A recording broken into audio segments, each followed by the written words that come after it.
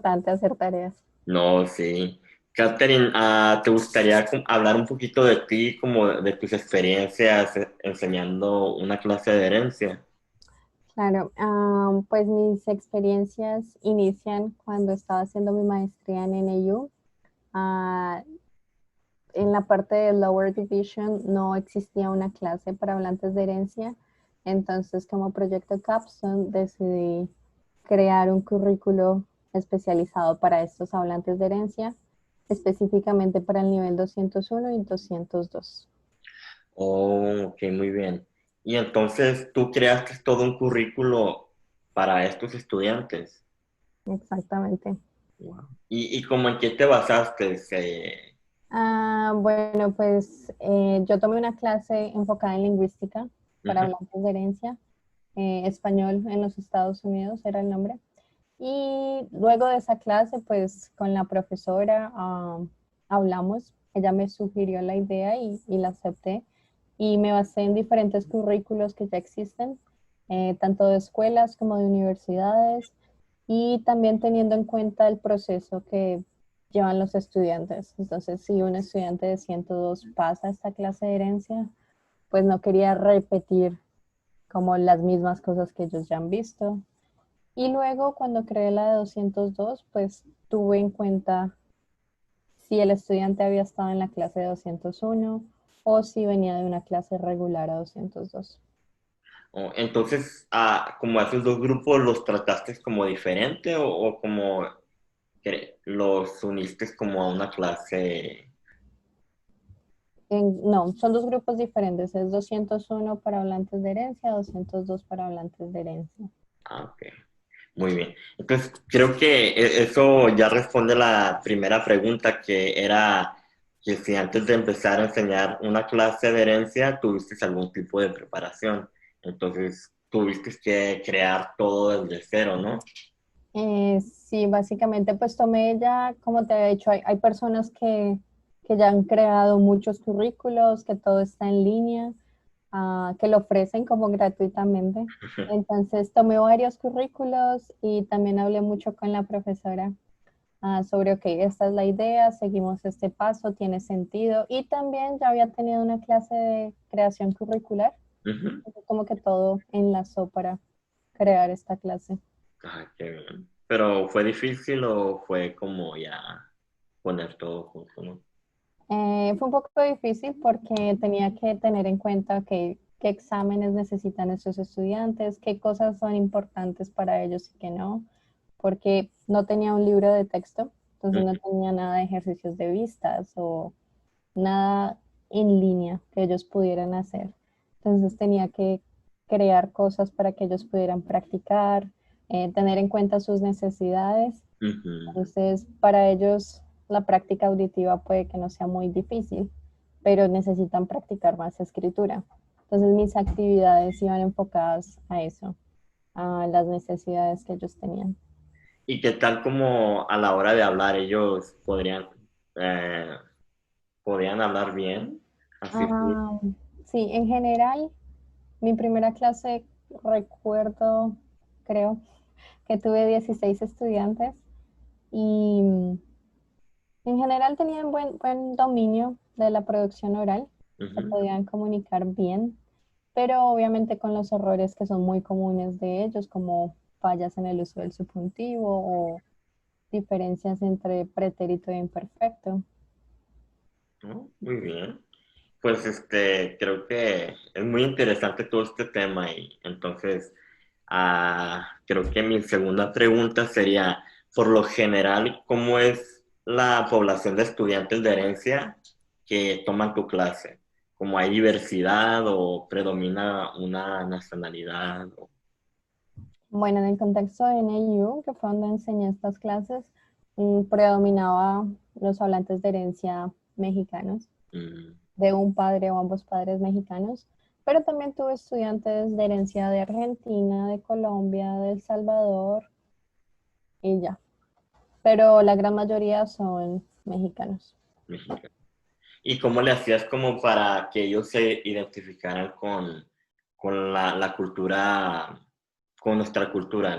latinoamericana. ¿Hablabas como de diferentes países o cómo le hacías tú para unirlos como grupo? Sí, pues esta clase tenía diferentes proyectos que se enfocaban en la parte cultural.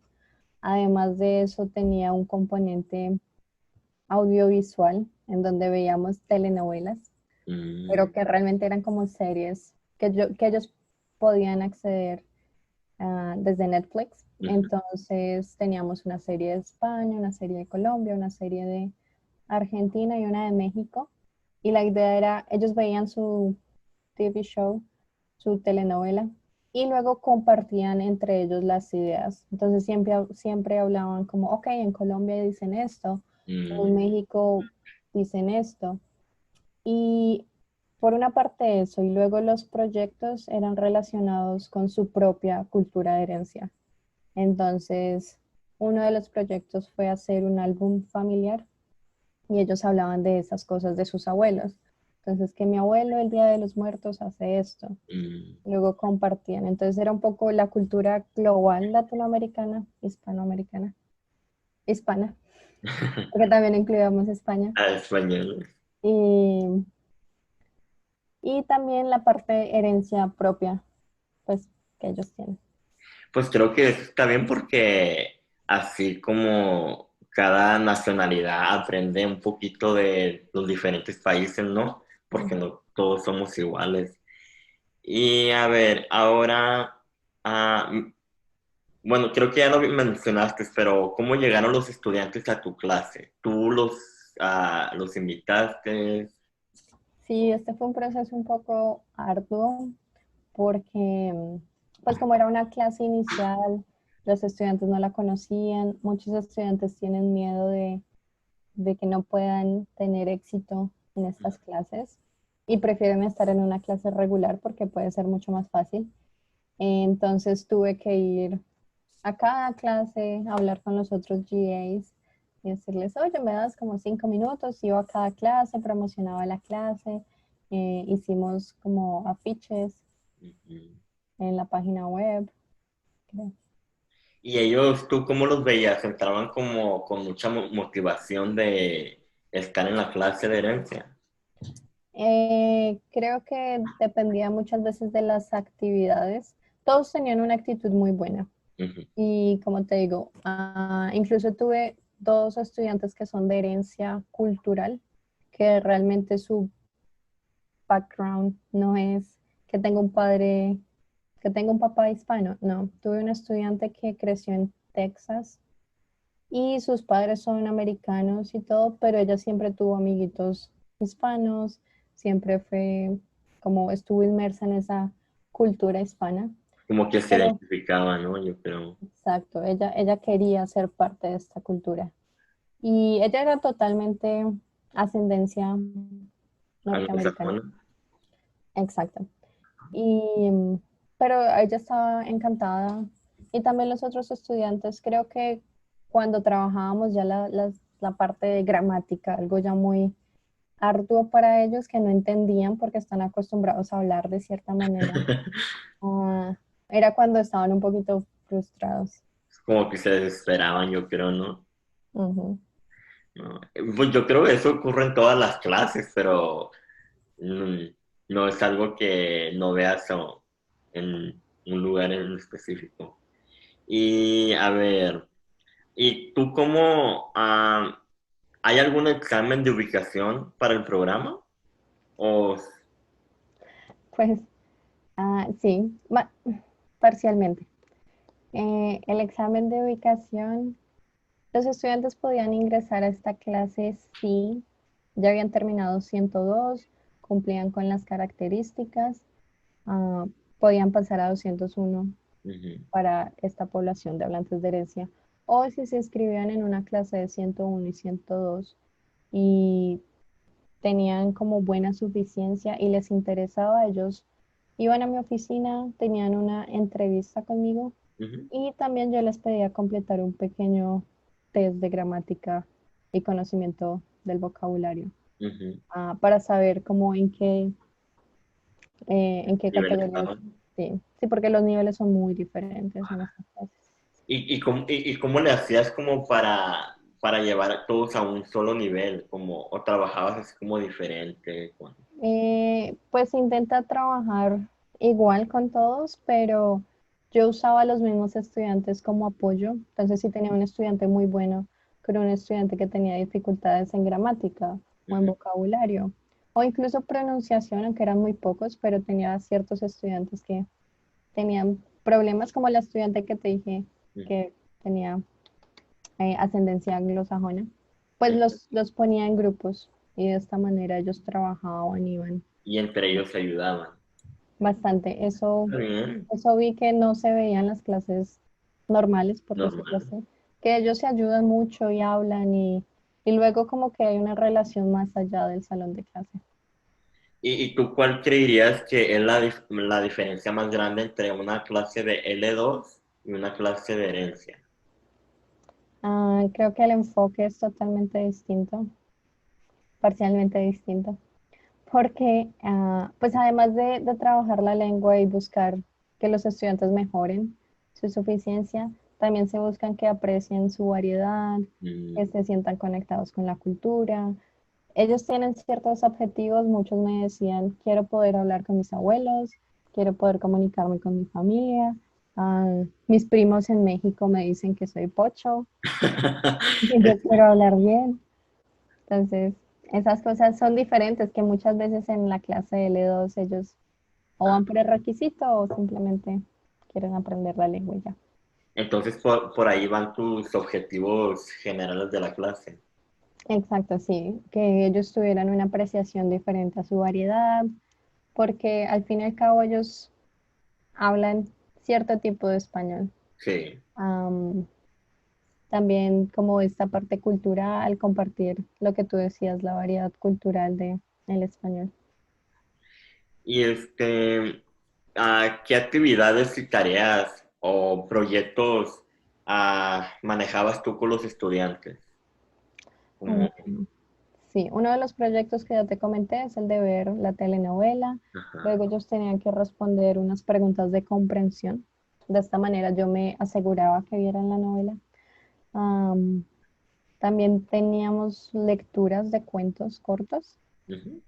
y finalmente proyectos que les requerían alguna inmersión en la cultura. Entonces, o hablar con sus familiares o investigar fiestas o tradiciones de cierto país hispanohablante. Um, sí. Y ahora, ¿tú cómo evaluabas a los estudiantes? ¿Cómo hacías exámenes o cómo los evaluabas tú? ¿O qué tipo de evaluaciones llevabas a cabo? Al inicio del semestre, del curso, hacía una preevaluación para mirar cuáles eran sus niveles, en qué cosas fallaban y luego al final hacía de nuevo esta evaluación para mirar el avance de los estudiantes. Durante el semestre, toda la evaluación era un poco sumativa, entonces ver el progreso de los estudiantes, ellos tenían que escribir mucho, entonces todo tenía una rúbrica, todo se les explicaba a los estudiantes con tiempo Ajá. y se podía ver el progreso. Entonces lo dividí un poco por categorías, como, ok, esta es la categoría de lectura, esta es la categoría de escritura, esta es la categoría oral, tanto de escuchar como producir. Y, y sí tenían un examen a mitad de semestre, pero era el único examen, simplemente para verificar que lo que se lo que se había trabajado en clase iba bien. ¿Y tú en qué área miraste que ellos mejoraron más? Definitivamente la escritura, La escritura. porque tienen muchos problemas de ortografía, porque pues el español es fonético, pero al momento de escribir ellos tenían errores, como normalmente nosotros al aprender español los tenemos. Entonces, el uso de la H, los acentos es algo un poco difícil para ellos. Eso sí. Y ahora, ya para despedirnos si quieres, para no tomar mucho tiempo contigo y porque sé que estás muy ocupada, ¿tú qué podrías recomendarles a aquellos maestros que piensan y quieren enseñar una clase de herencia en el futuro? Pues es muy importante tener un conocimiento de quiénes son ellos, porque aún no hay una definición clara de qué es un hablante de herencia, cuáles son sus características, y depende de la cantidad de estudiantes, también esto afecta cómo desempeñes la clase. Yo tuve un beneficio y era que yo creaba mis materiales, yo creé mi sílabo. Entonces, si yo me daba cuenta que algo estaba fallando, podía retomarlo en una siguiente clase. No era que tenía que cumplir con un horario específico de que para Mm, la tercera semana ya deben saber la diferencia entre pretérito e imperfecto. Entonces, si yo veía que aún era muy difícil, podía crear actividades diferentes, y trabajar más ese tema. Como hubo actividades muy buenas que ellos entendieron muy fácil, ah, otras fueron un poco difíciles para ellos. Entonces Pero, dime. oh, sí, viene. Creo que una recomendación es monitorear a lo largo del semestre o del periodo escolar el progreso de los estudiantes, no pretender que ellos van a avanzar y solo ver hasta el final, ok, ¿qué pasó? ¿Si mejoraron o no? Sino ir monitoreando constantemente, ah, su progreso. No, porque también es un obstáculo, ¿no? De un profesor que tú tienes planeado algo, pero a veces no va a como tú quieres que vaya. Exacto. Entonces, también tener esa libertad permite modificar, incluir cosas, quitar cosas que quizás no fueron necesarias. Entonces, en general, tú podrías decir que tu experiencia, ¿cómo fue? Fue Fue muy buena. También el tamaño de la clase influye a que sea un éxito o no, en mi opinión. Porque tener 28 estudiantes pues no permite muchas cosas que yo pude hacer, con mis alumnos. Incluso hicimos actividades fuera del aula, am, incluso culturales como de baile, un día de baile, algo que salía del esquema de usted está aquí para aprender, para seguir un libro. Entonces del fue muy divertido. académico, ¿no? Sí, fue muy divertido. Los estudiantes al final estaban muy agradecidos. Muchos de mis estudiantes de 201 continuaron en 202 y los que no continuaron, muchos me decían que era porque el horario no funcionaba o cosas así. Pues eso decían ellos. Nunca sabemos. Pero sí fue un éxito, diría yo, porque pues continuó la clase después de que terminé la maestría. ¿No? Pues la verdad es que escuchándote decir todo esto, la verdad sí veo como que tu experiencia fue muy buena. Y la verdad es que yo te agradezco mucho por esta entrevista y porque la verdad el tema de estudiantes de herencia hay que estudiarlo más porque no hay mucho. Entonces te agradezco por la entrevista que me has dado y fue Bueno, un gracias. placer poder hablar contigo, casi que era como 15 minutos, ¿no? Claro, Juan, cuando necesites algo, ya sabes. Espero que disfrutes el resto de tu clase y aprendas mucho. Ah, sí, ojalá que así sea. Muchas Bueno, gracias, Caterina. bueno, que estés bien. Ana, Chao. chao.